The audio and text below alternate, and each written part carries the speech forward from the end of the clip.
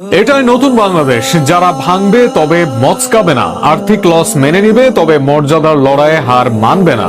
ভারত ও আইসিসির আলটিমেটামকে বুড়ো আঙ্গুল দেখালো বাংলাদেশ। ভারতে না খেলতে যাওয়ার সিদ্ধান্ত নিয়েছে সরকার। আরো বিস্তারিত শুনুন প্রতিবেদনে।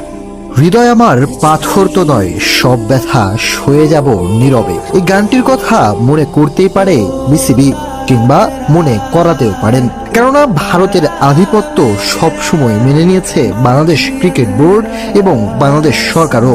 তবে নতুন বাংলাদেশে আপনাকে স্বাগতম। এই বাংলাদেশ আর্থিক ক্ষতি মেনে নেবে, কিন্তু মাথা নোয়াবে নয়। দেশের আত্মমর্যাদা এখানে আর্থিক কিংবা খেলোয়াড় সবার চেয়ে বেশি গুরুত্বপূর্ণ। তাই আজ বাংলাদেশ ক্রিকেট বোর্ড, বাংলাদেশ সরকার এবং বাংলাদেশের জাতীয় দলের খেলোয়াড়দের সাথে যৌথ এক আলোচনা হয়। আলোচনা শেষে বাংলাদেশ সিদ্ধান্ত নিয়েছে ভারতে গিয়ে কোনো অবস্থাতেই ক্রিকেট খেলবে না তারা। মিটিং শেষে দেশের ক্রীড়া উপদেষ্টা জানান, ভারতে বিশ্বকাপ না খেলা আমাদের সরকারি সিদ্ধান্ত, এটা সরকার ঠিক করবে খেলবে কিনা। নিরাপত্তাজনিত কারণেই এমন সিদ্ধান্ত নিয়েছে সরকার। তিনি আরো জানান, শুধু খেলোয়াড় নয়, এখানে সাংবাদিক ছাড়াও দেশের সমর্থকদের নিরাপত্তার প্রশ্ন রয়েছে। তাই দেশের নিরাপত্তা এখানে বেশি গুরুত্বপূর্ণ।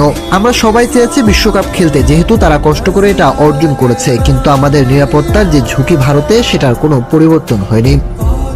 তিনি আরো বলেন, একজন মুস্তাফিজকেই যদি নিরাপত্তা দিতে না পারে, তারা আমাদের বাকি সব প্লেয়ার, সাংবাদিক, সমর্থক সবাইকে কিভাবে সেই একই দেশের নিরাপত্তা কর্মীরা নিরাপত্তা দিবে।